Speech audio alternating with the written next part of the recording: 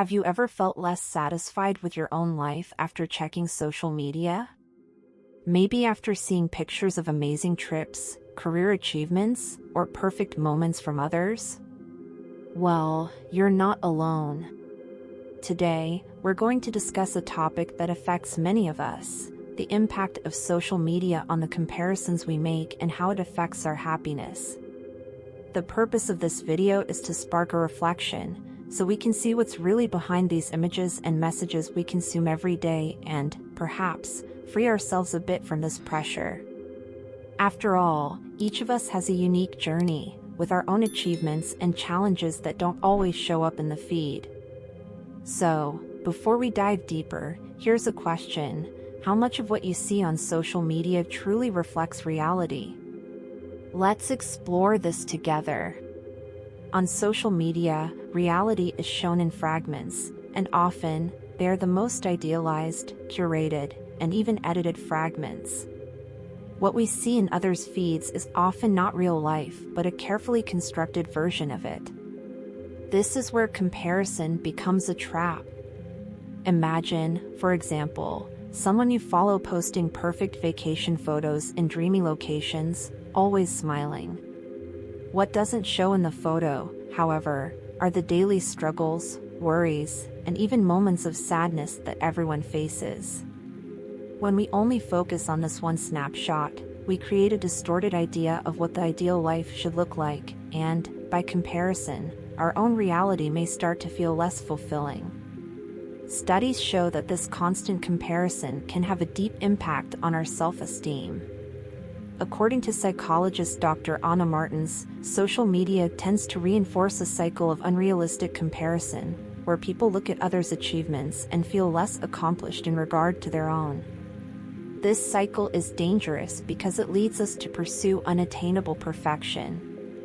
And then, when you look at these idealized images, how do you feel? Is the life of the person you follow really as perfect as it seems? Let's think about what's truly behind these posts and how we can break free from this illusion. When we enter this cycle of comparison, feelings of dissatisfaction can intensify. The more we expose ourselves to images of seemingly perfect lives, the more likely we are to start questioning our own happiness and achievements. It's a dangerous cycle where comparison leads to dissatisfaction and, over time, can erode our self-esteem. This cycle doesn't just distance us from our own reality, it also makes us forget the aspects that make our lives unique and special. To illustrate, imagine a person named Jane. She loves photography and spends hours on social media admiring the work of professional photographers. However, she becomes increasingly dissatisfied with her own photos, as they never seem as good as the ones she sees in her feed. The frustration builds, and what was once a pleasurable activity becomes a source of insecurity.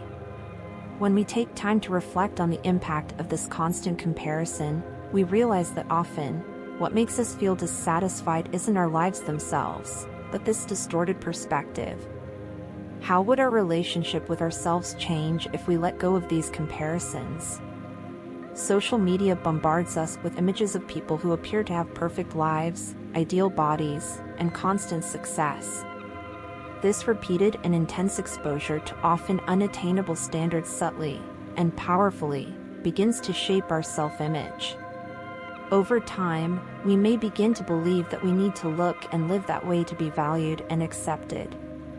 A strong example of this impact is the use of filters and edits, which have become a common practice. When we see photos with filters that smooth skin, slim faces, or adjust body proportions, it's easy to forget that these images aren't real. However, by constantly exposing ourselves to these unrealistic standards, we might start believing we should actually look like that. And when that doesn't happen, frustration and low self-esteem can set in. Think about someone who regularly follows beauty or fitness influencers. By comparing themselves with these retouched images, this person may start to see their own physical traits as not enough. And this isn't a fleeting feeling, their self-image is gradually built on these expectations, distancing them more and more from a healthy perception of who they truly are. The question arises, who are we really outside of these digital lenses? What would it be like to accept ourselves without needing visual validation, without filters, without edits? When we consider this, we see there's a big difference between what social media shows and who we really are. Have you ever stopped to think about how social media might be influencing your self-image? Maybe it's time to look at these standards more closely and remember that our reality is much richer and more complex than any filter can show. Amid so many images and expectations, there is a lighter, more satisfying alternative: authenticity. Being authentic means allowing ourselves to live and express who we really are without trying to follow an imposed ideal.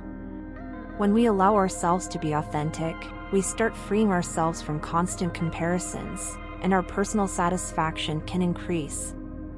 Authenticity means embracing our traits, preferences, and even our imperfections. And by doing so, we begin to see that no one's life is perfect, but it can be meaningful when we're honest with ourselves. Think of someone you know who, through their authenticity, inspires those around them. Maybe they don't have the perfect feed, but they live genuinely, and that's what makes them so admirable. This path isn't easy, but it brings lasting satisfaction. When we let go of the pressure to be perfect, we make room to be who we really are. Authenticity allows us to live a fuller life, where we seek our own value, not others' approval. What if, instead of trying to fit in, you began to explore what makes you unique? A powerful practice to reduce the impact of comparisons and cultivate a sense of satisfaction is gratitude. By practicing gratitude, we shift our focus from what's missing in our lives to what we already have. This simple shift in perspective can transform how we view our daily lives and personal worth. Being grateful doesn't mean ignoring difficulties, but rather acknowledging the positive aspects that often go unnoticed. Starting the day by listing 3 things we're grateful for may seem small, but this daily practice helps us build a more positive and resilient mindset. It could be something as simple as enjoying a peaceful moment in the morning or having a meaningful conversation with a friend. Research suggests that gratitude can improve our well-being and reduce symptoms of anxiety and stress. Let's do a quick gratitude exercise. Close your eyes and think of 3 things you're grateful for today. It could be something about yourself, someone you love, or even a small personal achievement.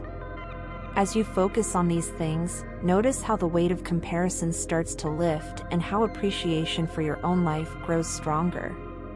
And if we make gratitude a habit, we'll find that our happiness doesn't depend on what others show but on what we value in our own lives. An important step in maintaining a balanced relationship with social media is setting healthy boundaries. Without limits, it's easy to spend hours scrolling, absorbing information and images that often don't add anything positive to our lives, and can even contribute to comparison and anxiety. Setting boundaries might mean, for example, defining specific times to access social media or reducing daily screen time. There are even apps that help monitor screen time and set reminders to take breaks. Another powerful strategy is to take small digital detoxes, moments where we disconnect completely, whether for a few hours, a day, or even an entire weekend. This time away from the digital environment allows us to reconnect with reality and the people around us, free from virtual distractions. Mary's story is an example of how these boundaries can be transformative. She noticed that her mood for the day was impacted because she'd wake up and immediately check social media. So, she decided to start her mornings without her phone, reserving the first hours for activities she truly enjoyed, like reading a book or taking a walk. This small adjustment made a big difference. By setting boundaries, Mary felt more present and less impacted by what she saw online. Remember, social media is a tool that should serve us, not the other way around. When we set limits, we regain control over what we consume and create space to cultivate a more authentic life aligned with our values. So, how about taking a little break from social media to see how you feel? You may find that by reconnecting with yourself, this time brings more peace and clarity into your life. We've come to the end of this journey of reflection on how social media impacts our happiness and self-perception. We've seen that online life represents only an idealized fraction of reality, and that constant comparison ends up distancing us from who we really are. However, by practicing authenticity, gratitude, and setting healthy boundaries, we can build a more balanced and positive relationship with the digital world. Real life is full of ups and downs, and that's what makes it so valuable and unique. Authenticity and self-awareness are paths to a truer, longer-lasting happiness, far from the perfection and unrealistic expectations we often see online. When we choose to focus on what truly matters, we start to appreciate our own achievements more and care less about appearances. I hope you feel lighter, more aware, and equipped with new tools to find your own happiness beyond comparisons. Take care, look after yourself, and remember, your journey is unique, and that alone is reason enough to celebrate.